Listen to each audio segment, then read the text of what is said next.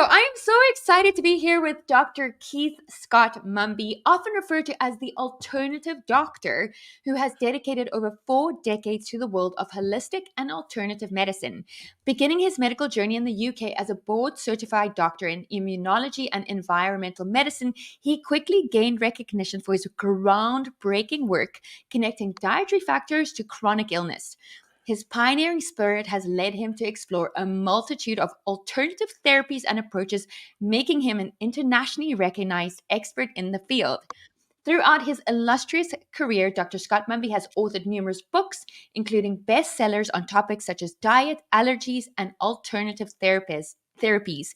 His work has not only helped patients from around the world find relief from chronic conditions, but it has also challenged conventional medical thinking. With his forward thinking approach, Dr. Scott-Mumby continues to inspire both practitioners and patients to look beyond the traditional confines of medicine and embrace a holistic approach to health. Welcome! I'm so happy to have you here.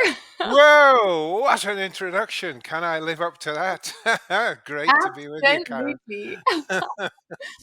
So, Dr. Mummy, I'd love to know for our listeners who may be unfamiliar with holistic medicine, can you explain its fundamental principles and how it differs from conventional medicine? Yes, well, I mean, the core difference, in my view, is that conventional medicine doesn't treat the individual, it treats averages. And there's no person walking on earth who is an average person. There may be quite a few of average height, even less who are average height and average weight. But if you take the average of everything, there's no such person. So they're treating someone that doesn't exist. No wonder it doesn't work. And everyone gets a standard, an average dose for an average condition. Now, the whole thing about holistic medicine is that it's absolutely unique to the individual. Everyone varies in their abilities to cope and their capacities for things like detoxing and metabolism and so on. It's very variable. So, I mean, we're in a sense we're worlds apart. But there are even subtle differences on that, Karen, which is that they view a sick person as somebody busted and broken, something wrong with you. Now, we don't, holistic doctors don't think that. I think you're fine. Nature's on your side. Let's figure out how to get around this. We'll do a workaround and get it healed. So we see the disease process in a different way anyway. And we also go much further upstream. Sorry, I shouldn't keep talking, should I? But No, do it. No, we go I love further it. upstream. If there's water all over the floor, that's the disease. No good mopping the floor. You'll be mopping forever. You go further upstream. You find the faucet and turn the tap off. So the water is now no longer leaking and the symptoms clear up. And those three things are probably really at the core of the main differences between orthodox medicine, which claims, it's scientific, as you know, but it's totally unscientific to suppose everyone's an average person. That's just rubbish scientifically. So we're at odds, but I'd prefer the holistic story, don't you? Oh my gosh, absolutely. I absolutely love what you're saying. I think so much of what I've explored throughout Revitafest was this whole concept that we are individual, right? And that the end of one experiment is the best experiment for each person in trying to define or understand what they need to eat, how they need to work out. And although there are common factors, we are definitely individual. You are known for many things though. And so this conversation, we're not necessarily going to go deep on anything, but because you are an expert on so many fascinating topics. Next, I want us to touch on threshold values in alternative medicine. What is this concept, firstly, and how does this concept come into play in holistic and alternative medicine, particularly when considering various treatments and interventions? Right. Well, as I said, everyone has, unique abilities, unique capacities, unique ability to cope with different triggers, and they're called insults in medicine. Different insults like bacteria, toxins, and lack of I've sleep, never and heard so on. that. No, it's very much a medical word, but I like it actually. Wow. Yeah. And we all have a different capacity to react. So we'll go from my long suit, which is food allergies. A person reacting to a food that's not suiting them. Let's say they're allergic to milk. Maybe Yeah. nobody knows that at this stage, but they're allergic to milk. Well, the symptom that they experience is unique to them. I mean, for some people, you know this, of course, Karen. For some people, they get migraine. Somebody else will get arthritis. Somebody else gets an eczema. Somebody else gets colitis or whatever. And so those are different sort of target organs, and the symptom will relate to the organ, not to what the insult is. So, if a bacteria or a virus lays into it, something's going to happen somewhere, but the symptom is typically related to what part of your body first stresses up and breaks down. So that concept of target organ is very critical. And this is what fools orthodox doctors. The patient comes in 1 month and they say, I've got terrible headaches, doctor. Well, here, take these pills. They give out headaches. But 6 weeks later, the patient's back and say, oh, I've got this terrible pain in my stomach. What do you think it could be? Well, immediately the orthodox doctor starts thinking, this person's trouble. They're just neurotic. And if it's not one thing, it's another. They're just making up symptoms because they don't understand this principle. And target organs is probably one of the most absolute fundamentals that I write about. It could be anything. The outcome could be anything. But the other thing you mentioned is threshold values. And again, I'll stick with food allergies because it's a good Yeah. example. If you're allergic to, say, bananas, and that's a 3, and you're allergic to corn, and that's a 3, if you eat them together, that's a 6. And it may not be enough to trigger a symptom. But if you then add in, say, eggs, which is a 7, now we're up to 13. Wait, So wait, the wait. So person is now, how do you say, calculate these numbers? My apologies. oh no, it's just an Oh, example. I'm just sort of making up. They're not set numbers on a scale. I'm oh, just okay. saying, if what it means is that one allergy added to another may be enough to trigger a symptom. An Got it. example I use is a person who's had a chocolate milkshake and they go and stroke a cat in the attic and start sneezing. So they say, "Oh, I'm allergic to cats."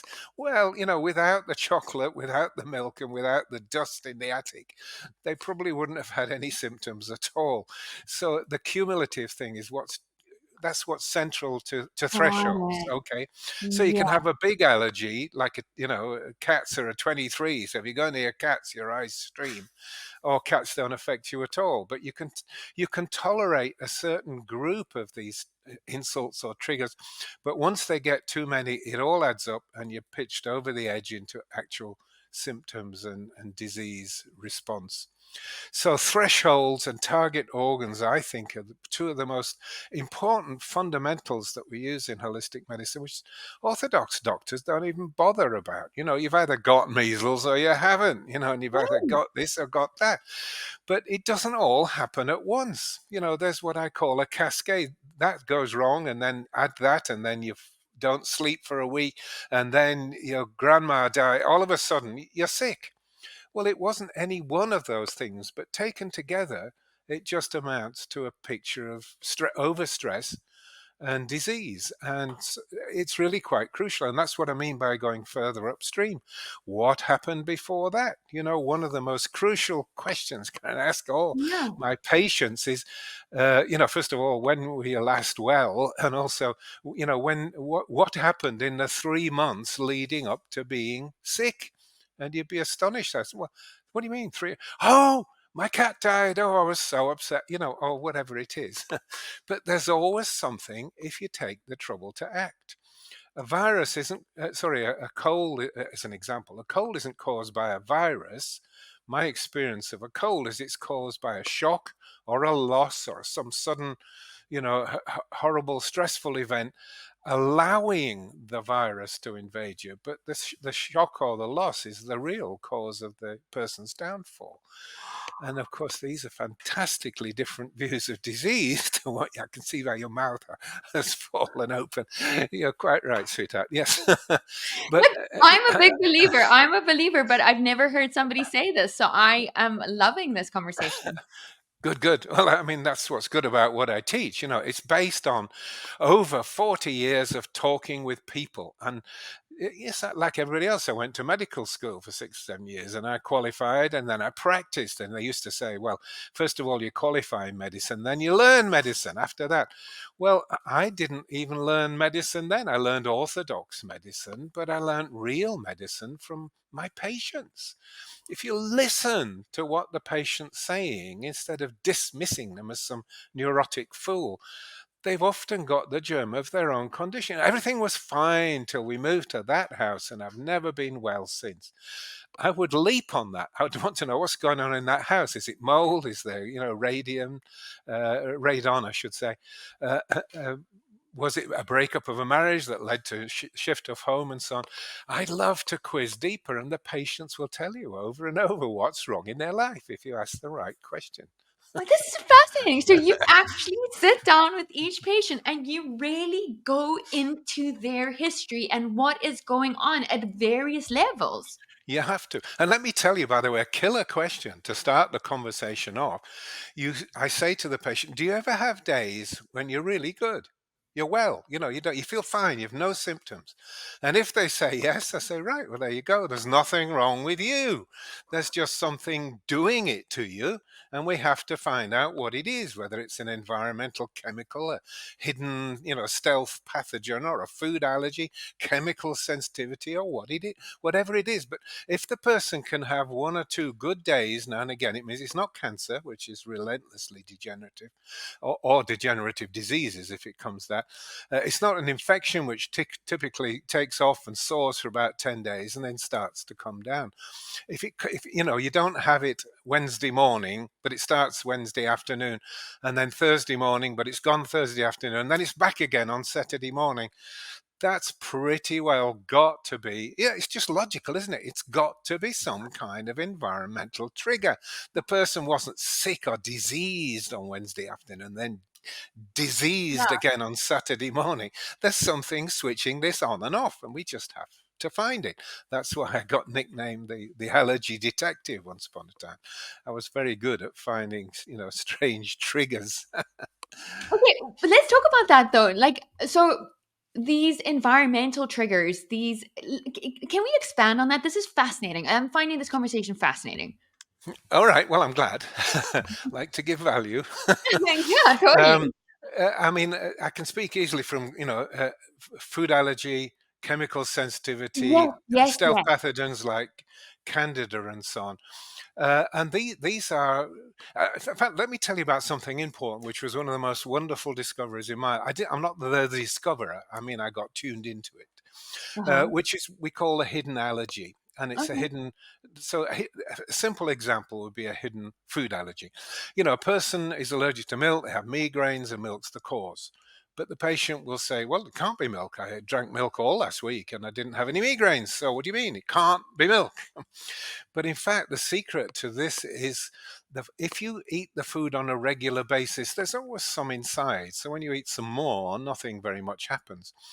If you're eating it twice a week or more, it means it's permanently in your gut. And the only way you're going to find out is to exclude that food for a week or 10 days. It's definitely gone from your body, and then eat it and see what happens. And at that point, you will uncover we call it a hidden allergy or a masked allergy, because just by eating it, you're disguising the symptoms. An example everybody would know is coffee. And a real coffee addict will know if you don't have a cup of coffee every couple of hours, there you go. If you don't have a cup of coffee every couple of hours, the headache comes on. So what do? You make another cup of coffee to keep the headache away. Well, the person is trained subtly by their brain and livers to do what they're told and just feed their addictions gently so they never go without. The only other catch to what I just said is you can't really do it one food at a time. We use what's called an elimination diet, Yeah. where you give up a bunch. And that's because of what my lovely old friend Dr. Doris Rapp used to call the 8 nails in the shoe trap. If you've got 8 nails sticking up in your shoe, you're going to limp. It hurts, right? But if you take out just one nail, you're still going to limp. It's not going to make any difference. So you need to pull enough nails to get a result, and then it's easy. You just test things, challenge testing one at a time until you see the response that you're looking for. So it's Ah, actually, I say to patients, it's like a game. There are rules, but if you know the rules, I mean, obviously, if you don't, there's rules and you don't know the rules, you're never going to win. So you're yeah. you're a loser. You're on hiding to nothing. But if you know the rules, it's very possible to pick your way amongst this. And simple things like if you've not had a food for a while, but then you ate it and now you've got, say, you're suffering a headache or something, I would say to the patient, well, let's say wine, am I allergic to, I had a headache, was it wine? If you take another dose of wine, it will relieve the symptom. Do you remember what I was saying about? About my And coffee? food allergy and addiction are the same thing. Listen, I'm going too fast, I know. But when you No, I wake up love in the that. morning, that crappy feeling, and we call it death warmed up, I must have the first cup of coffee or some cornflakes with sugar and milk. Uh, and then the symptoms clear within an hour. It sort of winds the person up, the symptoms clear, and away they go for the day. Well, that's an absolutely characteristic. It's one of the questions on my questionnaire. Do you wake up feeling lousy?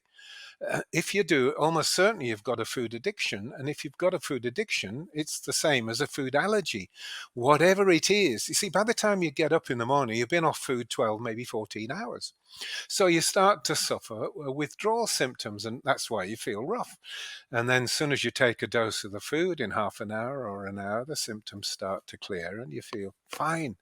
So this is the hidden secret level of medicine and science, where you tie it to the individual, but if you know how to do it and know what you're looking for, the results can be absolutely amazing and startling. I love this. Okay, wait, wait, wait. Okay, this correlation between food allergy and food addiction. This is very interesting because I've done a lot of work in sugar addiction, right? This is my background. Right.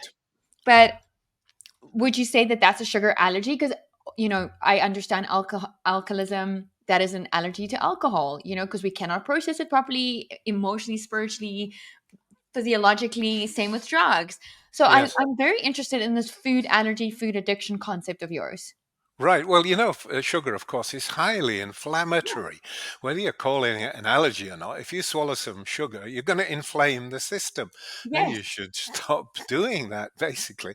Of course, you know the magic power. But I'm sure you know, as people do, if you try and give up sugar, it's hell. You get all these awful cravings and withdrawal symptoms. And that's the definition of addiction, really. It's not just that you're in a bad habit and can't stop yourself. It's that if you stop dosing yourself, symptoms will come on with a vengeance. That's the sort of definition of an allergy. And of course, you meet that, telling people to give up sugar, as you rightly do. Brilliant, by the way. I mean, you can't. If there was one food, I used to say, and I was recorded by the BBC back in the 1980s, I said, if there's one food I could ban, if I was king, I'd ban milk and I'd cure hundreds of millions of people at once.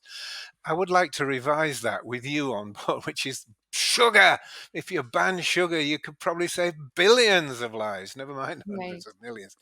It That's is the so most nice. deadly, lethal, inflammatory stuff that has no real use. It's just that taste, but there's no use to it. I mean, wheat and gluten has some use. It's sticky. You can fluff it up. It will make bread. It holds. There's Yeah. some value, but sugar has no No value value. whatsoever. Well, except as a conserve, I suppose. But you don't need to conserve blackberries and blueberries. I mean, just keep them in the fridge. Right. Yeah. So, I mean, Doctor, we're coming to the end of our conversation.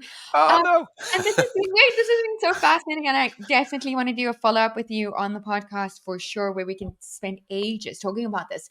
But I think my biggest question, and I think the most beneficial thing for the attendees right now is if we find ourselves or we find somebody we love in a space where they are okay at times or not feeling great at other times, what is the best course of action to really find out what is going on and to start healing? Well, let me say, you can do this with a self-help, and I wrote a self-help version of all this science, which I called Diet Wise. It's now called One Diet for Life, and I do say to people, this is a journey everybody should make at least once in their lifetime. If your body doesn't like a food and it hurts it and upsets it, the quicker you find out, the better. Yeah. Now, I always ask people to start from the diet and nutrition approach because it's simple. If giving up milk or giving up corn or wheat Right. cures your migraine. Who cares? You go on eating ice creams and do what the hell you like after that. You're not cured, but it's back to the threshold idea. It's a Scott-Mumby saying. You don't have to have zero allergies to get zero symptoms. You just have to lower it enough that the body can cope. So the body says, that's good. Not Oh, so much, not too much, not too little. And if a person can work these things out for themselves, and it can be done, and I can describe it in depth on another interview, as you say. But, I'd love everyone to make this journey because we do nothing so horrible to our bodies as to stress it up with foods and wrong foods. And it's often, this is another message, Karen, is it's often the whole food. I'm not talking junk food and crap. Whole wheat, whole milk, and quality organic dairy. All of these foods have been tested and found to make people really ill, and there's no such thing as a safe food. Basically, for a person who's not tolerating it, how can it be safe? right, right. So I think that's the summation of my message, really. Oh, well, thank you, Dr. Scott Mummy. I am so grateful. What a beautiful message. You have such great energy. It was Do such I? a pleasure. Yes, Well, it was such a I, pleasure I, my, interviewing you. darling, I'm 79 next birthday. What? Let me tell you, I walk my talk. I'm a living proof that what I know and what I say works. I It's been love this. great. And if you want to follow Dr. Scott Mumby, we will be linking all the details below this video. Go find him. He is a breath of fresh air, as you saw on this interview. Thank you, Dr. Scott Mumby. You are such a gift.